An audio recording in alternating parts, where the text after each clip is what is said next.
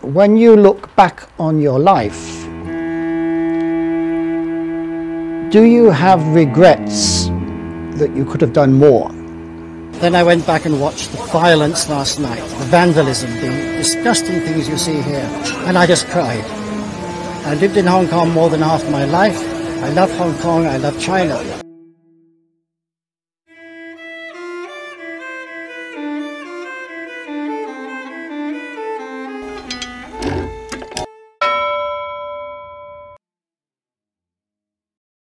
My first impression of Hong Kong was the heat, the smell, the humidity, and all the things that normally hit Westerners when they step out of a nice green English countryside and step into very busy, crowded Hong Kong. I'm English, I'm a graduate in physics and engineering, and I came to Hong Kong in 1981. I ended up travelling to almost every part of China and seeing each part gradually open up, become more prosperous, become better, more developed, and it was like sort of flowers blossoming all over China. As far as I can see, China's growth has been incredibly fast, not just linear, but almost exponential. So fast, I think, it's taken the world by shock, because it's happened without the world really realizing that China has suddenly come from, by Western standards, a relatively poor country, to the second biggest economy of the world, and it's happened overnight.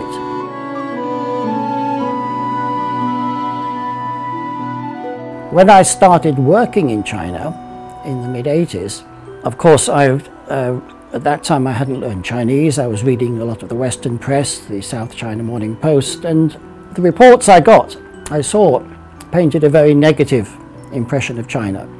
You know, this communist China. And this was, I think, the impression that almost everybody in the West had at that time, and I was no different. But when I actually started working in China, and remember this was the 1980s, I was very surprised. This wasn't what I'd read about at all. What was reported in the Western press as bad, negative, I found actually was fun. It was lively, it was a free society, relatively speaking. It was very open, and it was developing very fast, completely contrary to the news. And for several months I was very confused, because as a scientist you look at the facts and you make your deductions based on the facts. You don't make a theory and then try and look for facts to prove that theory. What I was seeing was something very different from what I'd been led to believe, and I wondered, was the news that I was reading wrong, or was what I was seeing wrong, or were my conclusions wrong?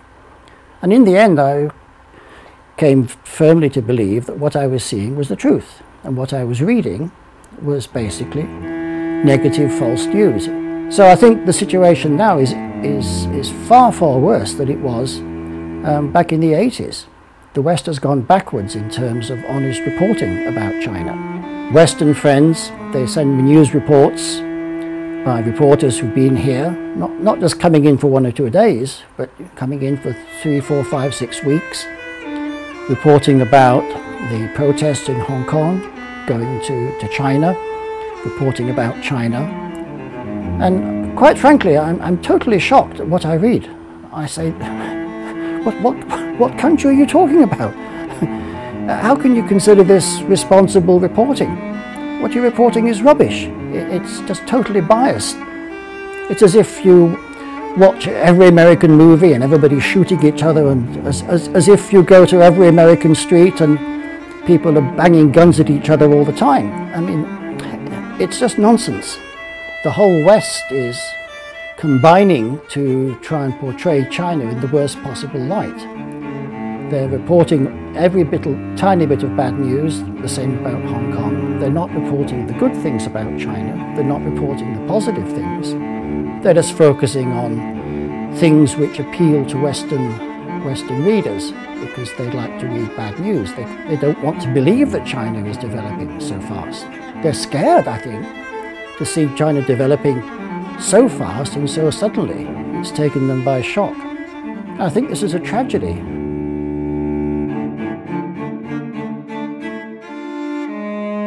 Occupy Central in 2014 I thought was bad enough. I used to go out talking to the students at night and telling them what they were doing actually was not helping democracy. It's actually delaying, pushing back any chance of this happening in Hong Kong. What's happened in the last 6 months in Hong Kong, I think, is an absolute tragedy. It went from peaceful protests to violent protests to rioting to petrol bombs. There's a news report today that they've discovered a small group of people building fragmentation bombs in the new territory. And this doesn't even make headline news. It's as if firebombing an MTR station is just like a small robbery of a jewellery shop or something like that. It really is a tragedy. And the people doing this and the people behind it, they're basically evil. When I went out in Occupy Central, and there was quite a lot of unrest in the universities, they were too young to ever understand Hong Kong before the handover. They had this image of, Hong Kong under the British was great, wonderful, and then suddenly 1997 came, the handover, and China's taken over and it's interfering with the two systems, although we're one country. And there's a new generation of radicals, people in their late 30s, early 40s, people like Ted Hui, people like Eddie Chu. These are radicals who are then radicalizing the new generation of students. In particular, since smartphones have become so prevalent, if you see any young person anywhere, they're in the lift, they're in the shopping, they're just looking at their smartphones 24 hours a day. And it's the simplest thing in the world to radicalize people who are receiving their news non-stop, 24 hours a day, just from their social media. What's happened now, I believe, is that we're 5 years further on. Now there's an even younger generation, and these are not just students, but they're also teenagers, who literally have no knowledge at all of what it was like under British rule. They still have this idealized image of Hong Kong under the British. But ever since Hong Kong became a British colony, the English never did anything to try and introduce democracy. So they still have this idealized image of England. That's why they go waving Union Jacks and Hong Kong flags and so on, and American flags. What I wish is that they would implement the law a lot faster. Some of the people who took part in the Mong Kok riots, I think about 3-4 years ago, they've only just recently been brought to trial. So some of the people now who are being arrested, I hear it's almost 5,000. It could be 5, 6, 7 years before they're all brought to trial, which is far too late for deterrent sentences to have any effect on the people who are rioting now. So I think the problem is not the rule of law, but the speed of implementing the law. It needs to be implemented much faster in order that people realize that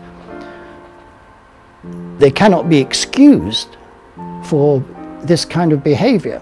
And believe you me, this kind of behavior, this kind of rioting, the violence, the vandalism, smashing up the MTR stations, beating up people, a man was killed by a brick, another man set on fire. I mean, any other country in the world, democratic countries included, would never stand for this. America would have called out the National Guard. They'd probably have called out the army by now. In England, the Special Air Force, there would have been riot police on a scale 10 times, 100 times what you're seeing in Hong Kong. France, Germany, the same. They don't allow these kind of demonstrations in Germany or France. They're taken away and locked up and sentenced. And real bullets would have been fired eventually with this kind of thing going on.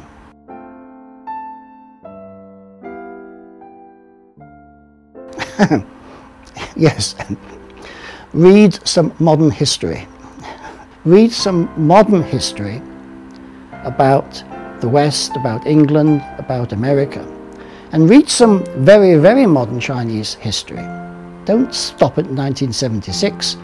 When Mao passed away and Deng took over. Read what's been happening in China and go to China. Another problem, and this is, you can't deny this, Most of those young people who are protesting, I talk about the younger people, the under 25s, and those are the majority of the ones who are rioting. They have never been to China. They don't have mainland Chinese friends. They've certainly never worked in China. They have this twisted, distorted image of China, which is completely wrong. So I would say, go to China and see for yourself. Don't just take a couple of tourist trips and think you've seen China. Go and study there. Do a year's academic exchange in a Chinese university. Meet some real Chinese people. And do what I did in the 80s when I first started coming to China, working there. Instead of reading the newspapers, I went and looked and observed and saw myself what was going on, and I realized that what I was seeing was the truth. So to young people, particularly those who are younger, under 25, who don't know what it was like before 1997, go to China, see what it's really like for yourself, and then decide what you want to do. Don't listen to these pan-democratic radical leaders in Hong Kong. They have their own private agenda. Don't listen to America. Go and see for yourself.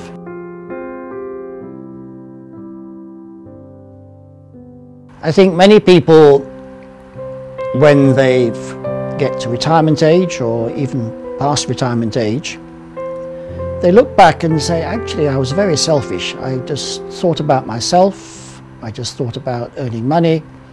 I could have done so much more to try and change society and leave something good behind, but I didn't. And so maybe the last years of their life they live in perpetual regret because they realize their conscience is not clean. I've made mistakes. I don't think anybody can make any progress without making mistakes, but when I've made mistakes, I've tried to correct those mistakes and learn from those mistakes. And I think that by contributing in whatever way I can, particularly now at these critical times, is doing the best I can.